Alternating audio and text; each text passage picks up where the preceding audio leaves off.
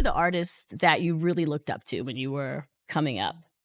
Definitely Brandy, Aaliyah.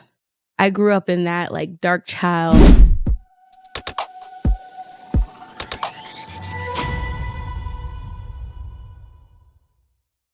I've kept the promise.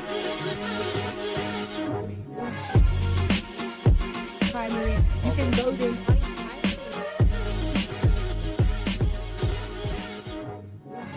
Brought to you by Mom Well Care Kit. Wrestling one mommy at a time. You should get yours today.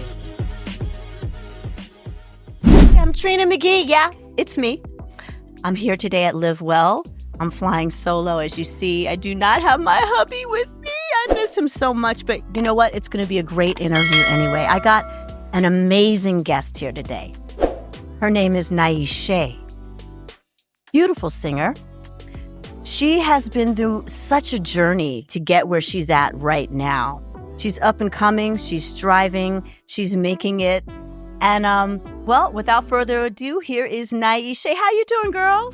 I'm doing well. How are you? I'm doing I'm living well today. Thank you for having me. Oh, you know what? I was really interested in you after hearing your music.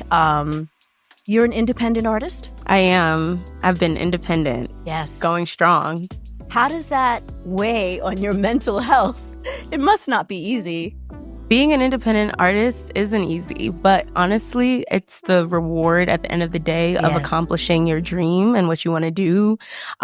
You wear all hats when you're independent. And so you're in every bucket. So from the creativity of the music, from the cover art and how you want it to look, from your brand imaging and everything that you have, in mind, you kind of are birthing it and bringing it to life.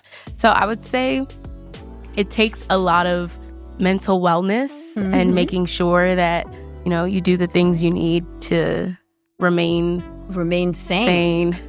But then there's also that thing of like when you're writing songs, you need something bad to be happening. Some people do. Yeah. Do you find that works in your music? Like, because you write your songs, right? I do. Yeah, I'm a singer-songwriter. And I would say I started off writing with other artists in mind. I started off heavily wanting to be a songwriter and be in the background. And that was kind of like how I got my start. And so I never really felt I had to tap into like my vulnerability and emotions, because I could hear from the age of like 14, 15, I could hear somebody else's story and write words to a melody and it would be a beautiful song, right?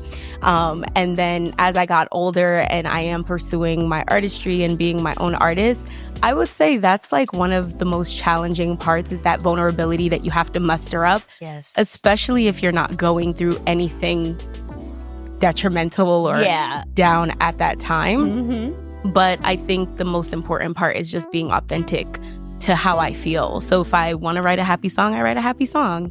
If I want to write a sad song, I write a sad song. I just go with how I feel. That must be so cathartic for you. I mean, in terms of your mental health, to be able to get those emotions out, have them, and then they can just fly into the air and you're on to like the next thing. Yeah. What are some of the artists that you really looked up to when you were coming up?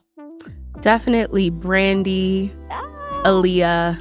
I grew up in that like dark child Timbaland era. So even like the production and everything like that, that's really, those are my top two artists that I looked up to. But I also grew up with a mother that had a lot of eclectic, music in her catalog. So artists like Les Nubians, that are from France. Makeda, I love them. Yes, exactly. That's my jam. Angelique Kidjo, Kwaito, which is like South African hip hop. Things like that is how I grew up. And wow. So a lot of those influences, the jazz and, the hip hop aspect is definitely infused within my music. Wow. Now you have a song I noticed called Wasted Soul. It's just so deep. I mean, how were you feeling when you wrote that particular song? When I wrote that song, I think I was in a space where I just wanted to say F you without having to say F you. Because sometimes we go through heartbreak, but I write heartbreak songs wanting people to feel empowered going through heartbreak. Yeah. I don't like the victim feeling yes. of heartbreak. And so a lot of my heartbreak songs, I'm gonna tell you off. Like, I think that's really a dynamic of your particular generation, that you guys really stand up. Like when something's wrong in a relationship, you're like, no, I will not settle. Yeah. At all. Absolutely, like, no. My generation, we're like, yeah, but he's paying the car notes. Let me just kind of, you guys are really good at that. You guys are really good at clearing your mental health and being okay with being independent. And I noticed that about you. Was there a time that you weren't independent as an artist, or had you worked with some other people, or you just always followed this path of I'm going to do it on my own? I've always followed the path of being independent.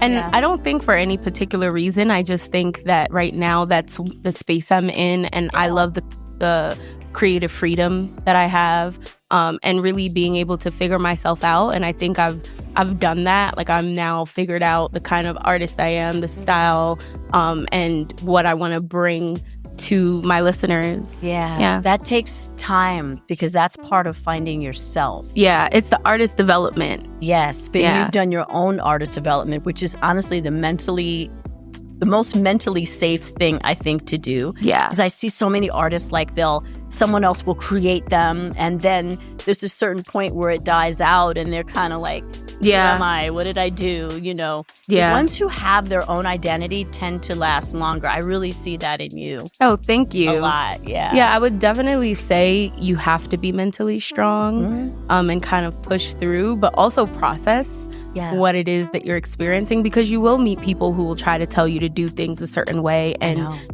they have a certain vision and they want to impose that onto you.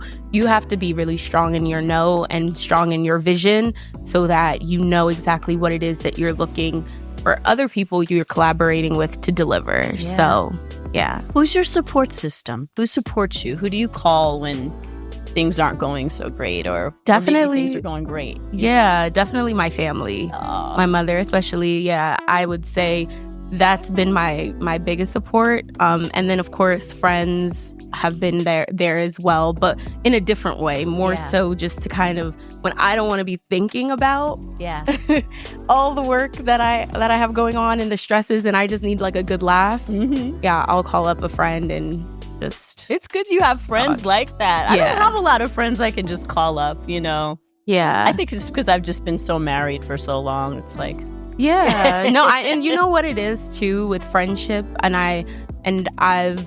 it's taken me years to find my tribe, right? But now I have a tribe, and so I hold them near and dear. And even in the space that I'm at now, where my music is really like, I'm in the thick of my process and my project that I'm coming out with and things like that. It's healthy to have that support system around you. You need it. You do. Can I ask you a personal question? Sure. Do you have a boyfriend?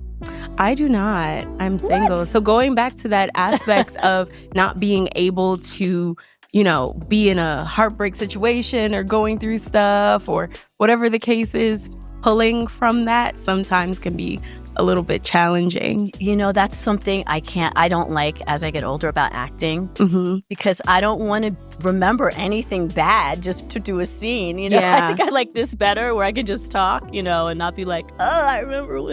And isn't it funny to bleed on? It's like you have to pull from the chaos, but when there's no chaos happening, it's right? Can you just take my happy song? Like, what's the problem? But now I think I write a lot of music surrounding like empowerment and self-awareness, just growing, and I talk about those kind of things as a woman, and that's beautiful. Finding your way, because as women we go through that, right? We have to find ourselves, and we lose ourselves maybe in a relationship, and then we come back to ourselves after it ends, and then it's like, so those are the things that I write about in my music. Oh, that's so good. I've totally lost myself in my relationship. I don't even know where I start anymore. I'm gonna have to call you up to find out. So Hey, moms and moms-to-be. This is Trina and McGee, and I'm so super excited to tell you about a great, amazing opportunity. Well, first of all, have you ever just dreamed that someone would just send you a package? just out of the blue because you're the mom and you want to feel loved, a package about you, about your wellness, about your journey as a mom or a mom-to-be. Well, that wish is about to come true with the Mom Well Care Kit. Girl, you better grab that phone, grab that laptop, that tablet, whatever you've got, and head on over to the website. That is your way to get the personalized care that you need. What are you waiting for? Just sign and click on the link below. It's all there for you, the Mom Well Care Kit, waiting to be sent to you, waiting to pamper you. Remember, you're the mom. You're the heartbeat of the family, and everybody needs you. So take care of yourself. Thanks. From me and from Mom Well, Trina McGee here.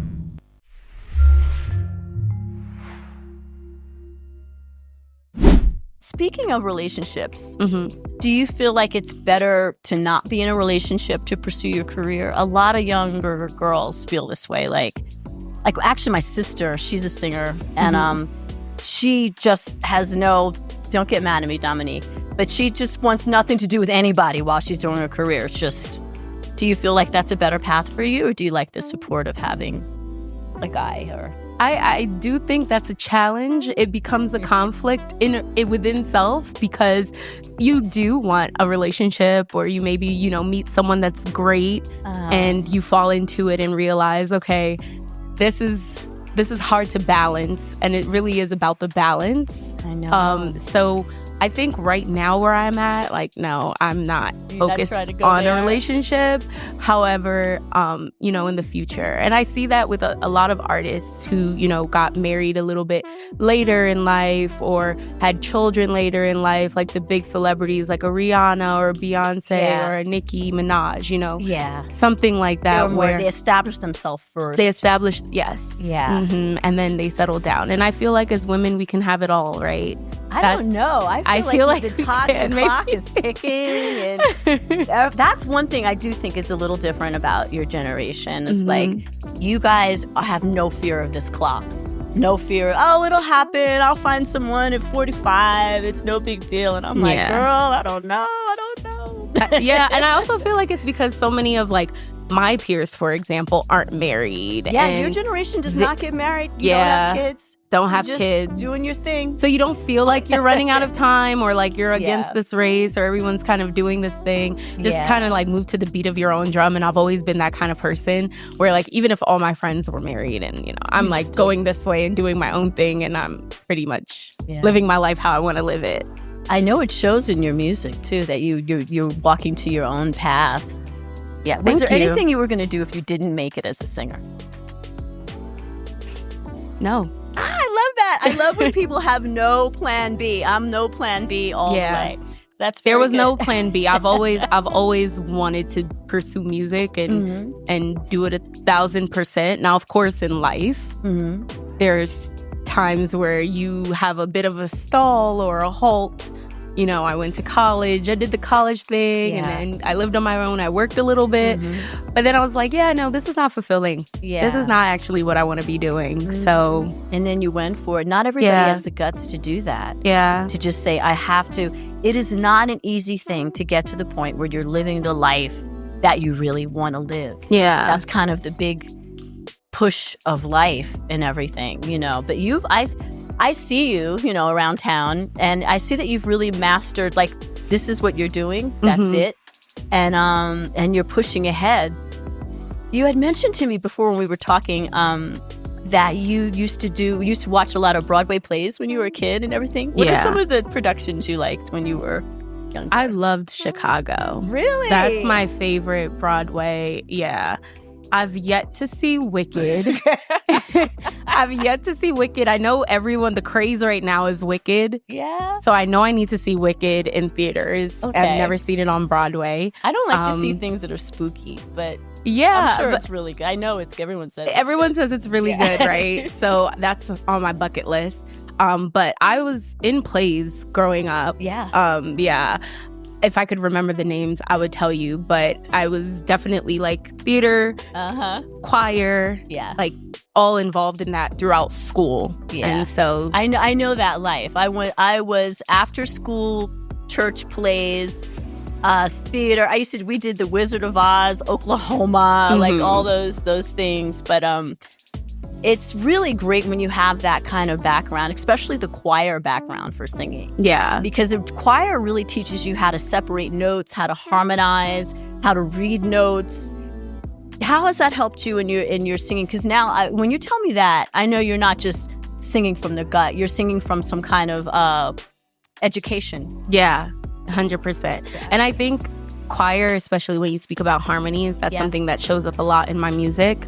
I mentioned Brandy earlier, and Brandy is known for harmonies. Isn't she the queen of that blending thing she does? Yes, she is. And so, yeah, that is something that shows up a lot in my music, and music that I'm going to be releasing soon as well.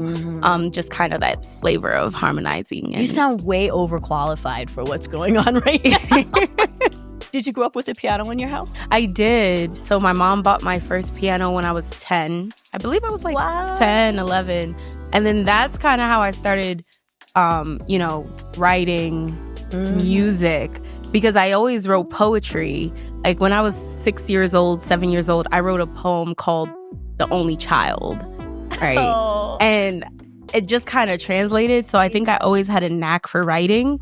And then once I got a piano and I was like, oh, there's melody I can add to these words. Yeah. I just went from there. Oh, wow. Yeah. So I know being in the choir and everything, that probably really helped you with, because songwriting really is about melody. You get that melody, everything else can go around it and everything. So I know you working on that piano. Dude, well, what happened when you were like young clunking on the piano? Like, did your mother say, I like it, but I wanted to stop now? Did anyone ever stop you, like, shut up? No, actually, no, very encouraging. I think that's also what like nurtured me to keep going and always pursue it as like an avenue. Because I do know some people, their parents will be like, no, you need to go to school and be an engineer and a doctor. Now, my mom was very much like education first. Yeah. But she also was like, if you have this dream, go for it. And then, be serious about it and focused about it as well.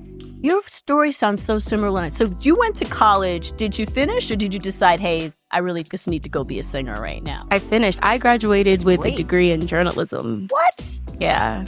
Wow, we need to switch seats. That's You're great. Yeah. So that's great. Wow. Journalism is a hard job, though. In terms of, like, I think what you're doing for yourself is better suited because you have a lot more control. Yes. Yeah. And I think I always saw myself being an artist. And so I think the schooling just helped from a technicality standpoint of, being in front of people and speaking and kind of having that, personable skills and things like that. But yeah, I always knew in the back of my mind while I was like in class or, whatever, I always knew I was going to be a musician. You seem to me, tell me if I'm wrong, but you're kind of, I think we have this similarity where I can be very introverted, but then if a camera comes on or a microphone comes on, you kind of have that, like, I like to call it the Michael Jackson transformation and everything. I suppose you have that too. Do you feel like something embodying you when you perform? I'm finding that out about myself actually recently, because I've recently filmed a few music videos. Oh, wow. Yeah, and it was like very professional production, everything. And I realized like, wow, okay, 100 people on set. There are a lot of, things that go into a production of putting together like a music video. And that was my first time doing that. And it was amazing. I realized, though, I'm a performer. Yeah. Yeah, I am a performer, but I can be introverted. Yeah. Yeah. I think the best creative performers usually are. They're always kind of churning things in their head. Yeah. Because you kind of need to get away, right? You kind of need to, like, just breathe. Yeah. And get away from the noise. That's kind of when you get to be creative. And I think as an independent artist, that's what becomes a struggle because you are wearing every single hat. Yeah. That you really never switch off. Even when you need to be creative, it's like, okay, you go from here in this realm, whatever that looks like, whether it's a photo shoot or a video shoot. So take me through a video shoot with Niash'E. So you get there, you decided what you're going to wear? No, I had a team, an amazing team. I had a team, Wow. What kind of look did you go for? Were you super sexy, conservative? It more was definitely, empowering? yeah. I would say my look is like sensual, like sensual. Still classy, but like, you know, I like to wear dresses. So in my videos you will be seeing dresses. I dropped a music video 3 weeks ago. It's called for Honestly. That's great. We'll be showing clips of that here of Niash'E. Yeah. Yeah. So it was for my single Honestly. And I was wearing colored hair, and my makeup. What color was your hair? It was orange. Get out of here, It was girl. orange. I knew there was a fierce. Yeah. I bring it when the cameras when it comes are on. You bring it. I absolutely. Oh, wow. So what are some of your, where would you like to be in 5 years? What would be your optimum situation in the next 5 years? Yeah. I would love to be Grammy Award winning. Grammy Award winning. Grammy Award. Now 5 years. Yes. Yeah. That is either as an artist or as a writer, because I do work with artists as well outside of me being a singer-songwriter as myself. Yeah. But I would also love to be touring and really just... You want that hard work, huh? Yeah, no. You want I that did work. not. Let me look at the camera when I say this. I did not come to play. So You heard it. So that would be the ultimate. I mean, yeah. You're going to get there. Thank you. You're going to get there. Thank you. Wow. I appreciate that. Well on your way. I appreciate that. So in wrapping up, I wanted to ask you, what are some of the things that you tell yourself to stay inspired? You know, if you're feeling funny in the morning and you look and you're like, I got to get out of this, what would you tell any part of you that is self-doubting so that you could keep going?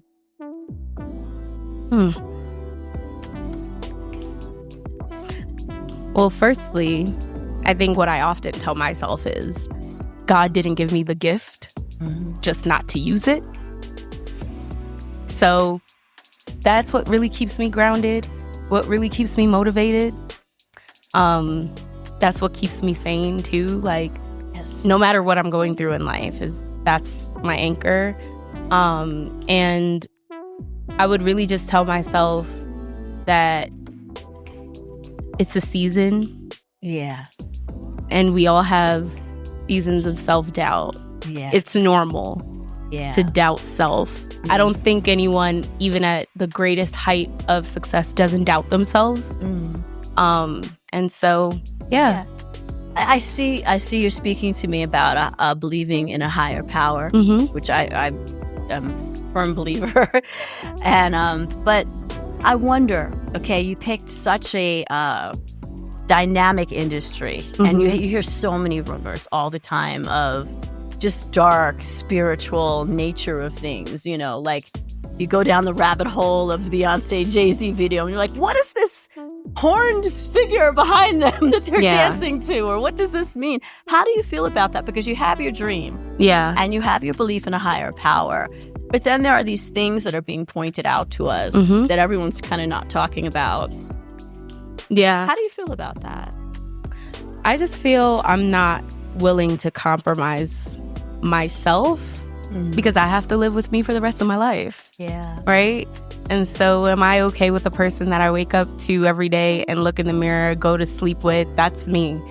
So if it's going to compromise that ability to feel good about myself, it's not for me. So if Diddy were to come out of jail today, absolutely and not. walk up to you and say, Niash'E, I have the world for you. All you have to do is come to 2 Diddy parties. No? I'm not going. I'm not going. You heard it. I'm so proud of her. They're not going to get her. They're not going to get her. Oh, Niash'E, it was so great having you. You're such a great, positive spirit. Thank you. I can't wait to have you back again in some time and see where your journey goes. And just a lovely person. Niash'E, she has some great songs out there. Tell us some of your songs that we can we can look up and enjoy? Yeah, absolutely. So my last single that I released is called Honestly. It taps into that Afro R&B flair. And so that is my most recent release, and I have new music coming out. My EP is scheduled to come out next year, top of next year. Okay. But if you want to hear more from me, definitely follow me on all socials. Yes. At I am Niash'E. Niash'E. Thank you so much, sister. Thank you for having me. Yes. And that is another great episode of Live Well. We have so many talented people that are going to be coming through. And yeah, my husband's going to be here next time. And thank you for joining us on Live Well. How many minutes was that?